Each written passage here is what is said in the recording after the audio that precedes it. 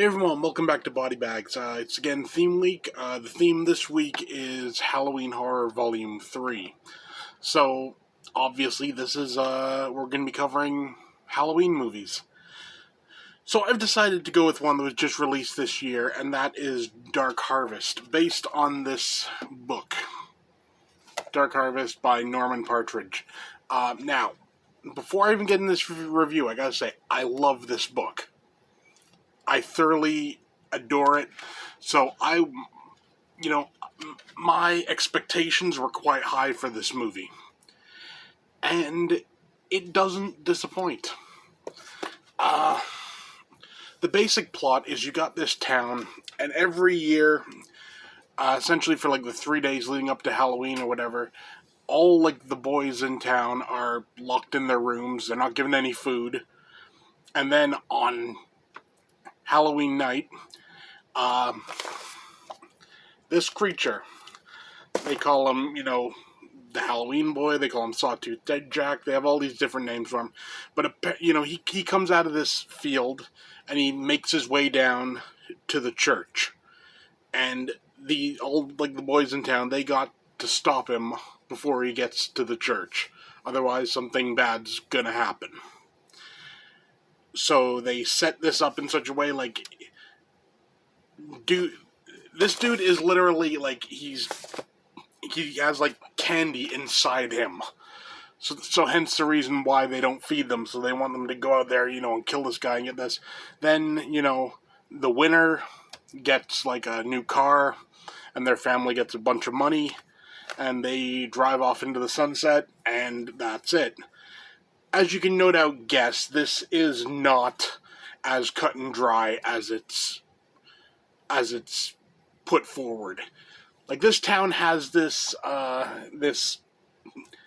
tradition for a reason, sort of thing, and I won't get into spoilers for it, but I will say it's a bit of a twisted reason, and there are twists involved in the story and everything that work, and they work very well.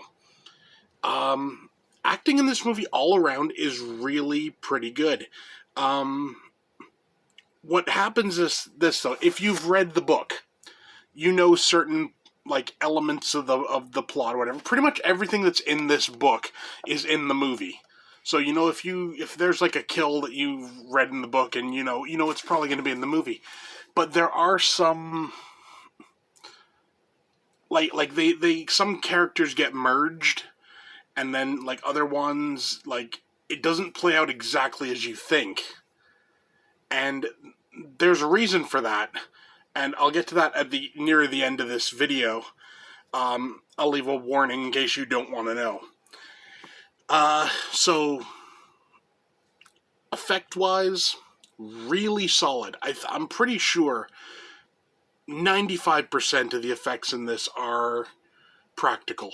There are some CG stuff, I'm not going to tell you what it is because it'll kind of be a bit of a spoiler, but there's one scene in particular that's obviously done with CG, and, I get it. It's you couldn't practically do this, so it works,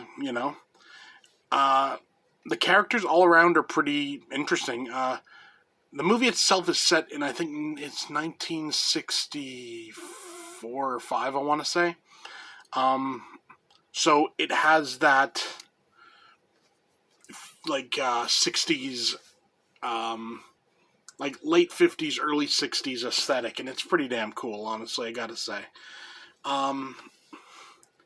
Acting's good, effects are good. All around, this is just a superior little bit of Halloween filmmaking. So much so that I have since, I don't know if this is getting a Blu-ray release. I am going to find a Blu-ray release of it one way or another. But this is definitely in my yearly watches. I'm going to watch this every Halloween because it's that damn good. For a rating, I consider this an S-class film. I've said before about how I do ratings. I do 1 to 10, and then there's S-Class. S-Class doesn't have to be the most proficient in any given subject or whatever. It doesn't have to be a perfect film, but there's just something about it that makes it special, and this has it. Now I'm going to get into the slight spoiler part. If you don't want to hear any more, stop the video now. If you don't care, if you've read the book, you know what? Listen. So yeah, there are a bunch of there are a few inconsistencies from the book to the movie. One of the main ones being the end. The end is different than the book. But there's a reason for that, and the reason for it hit me like a ton of bricks because I did not see it coming. We got to the end of the movie, we got our story was pretty much resolved, and then, the movie ends. Then during the credits, there's a little coda. And the coda makes it kind of obvious. If you've read the book, you kind of realize that this is a prequel. Everything in the movie is the year before what happens in the book. So just think about that for a second. That's, and the thing is, a lot of the scenes that are in the book are in the movie. There's a whole scene with a guy guarding this meat shop or whatever, and shooting kids or whatever to keep them away from the food or whatever. That's in the movie. So in a way, they've adapted the book, but set it up as a prequel to itself. Little weird, but it works. And I don't know if they're going to do a sequel to this. I kind of hope they don't, but I kind of hope they do. Because I would like to see the ending from the book. I would like to see that ending. But in order to do that, you need another movie. So, take that for what you will. Yeah.